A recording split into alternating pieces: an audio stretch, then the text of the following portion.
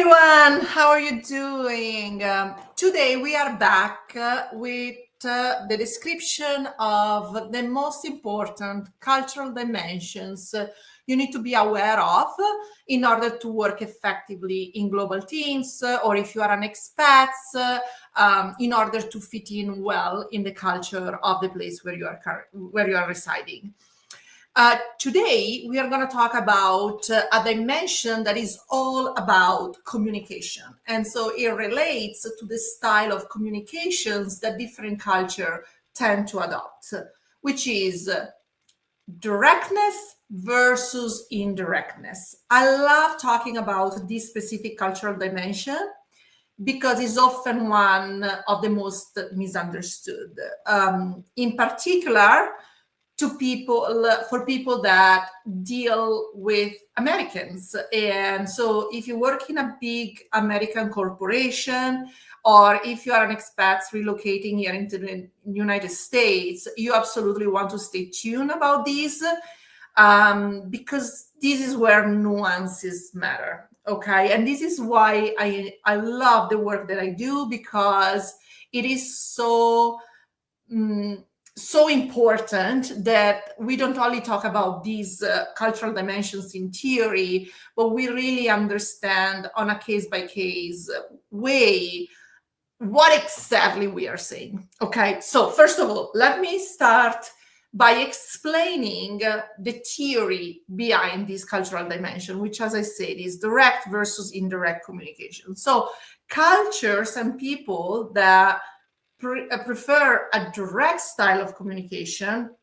they like to get straight to the point and state the facts, excelling for what they are, right? And so it's also very important to be straightforward, not get lost and hit around the bush. That's an American expression that exactly describe this idea of getting to the point and get to the point fast. Indirect communications, vice versa, is a style of communication that focus much more on preserving the harmony of the group. So it's more important to read in between the lines in order to not hurt anyone's feelings by stating facts in a way that is too direct. Okay? So, and yes, American culture, for example, tends to be on the direct side. Okay? And this is where a lot of people interacting with Americans get confused, because we are told over and over and over that Americans like direct communication. And so in that sense, in a professional setting, we are advised to write down the bullet points, right? Like, okay, what am I trying to achieve? Like, for example, let's say I do a presentation in front of an executive, a big boss, whatever. It's very, very important to state very clearly, without hitting around the bush, what are the bullet points? What is the takeaway? What is the main outcome? What is the bottom line? This is all jargon that, especially in corporate America, is like every day. You will hear this expression every day, right? And so because everyone tells you that it's very important to be direct, you make the mistake that you think this applies to everything, and it's not. For example, one of the trickiest points for foreigners in the US, or again, people that work with Americans, is the fact of providing feedback. And yes, it's true. Americans do appreciate constructive criticism and how can I improve? It's also this idea. We were talking before about their orientation to risk, right? This is how these two axes and these cultural dimensions intersect. If I want to move forward, which is really something that the American society emphasizes, I also need to improve. There are things like fail fast, right? These are some of, again, the jargon and the mantras that are continuously talked about in American society. Well, there is a difference between being direct and being blunt. There is a reason why in English these two words exist. Being direct means stating the facts and get to the bottom line.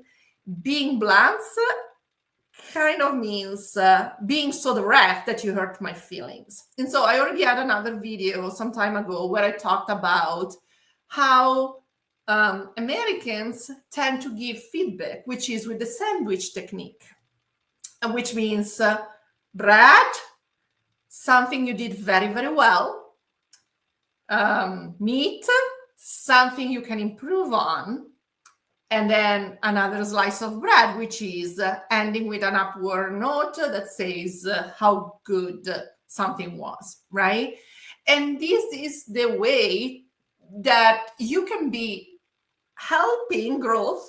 And so meeting this idea of going forward and improving and growing, right? Without ending up not only direct, but actually being considered blunt, okay? So as I said at the very beginning, this is just one example. Of course, Americans are more direct than, for example, European cultures or even Asian cultures, where in Asia, in certain Asian cultures, you cannot even use the word no. In order to say no, people will tell you, we'll talk tomorrow, right? So that's very indirect. So of course, Americans looks more direct because yes, you say no. We talked about how society is egalitarian, right? So yes, you can even challenge your boss, right? That doesn't mean that you can go as far as being blunt. So there is a very profound difference between the two. And this is exactly how I help my clients, right? I am sharing right now a subtle nuance that makes all the difference in creating trust, in building a cohesive team, and everything in between. So I'm Simona Pappalardo. I am a coach. I'm a leadership coach who helps expats become culturally competent and fully connected so that they can engage with their teams and build success wherever business takes you. If you want to hear more from me, please don't forget to subscribe to my YouTube channel.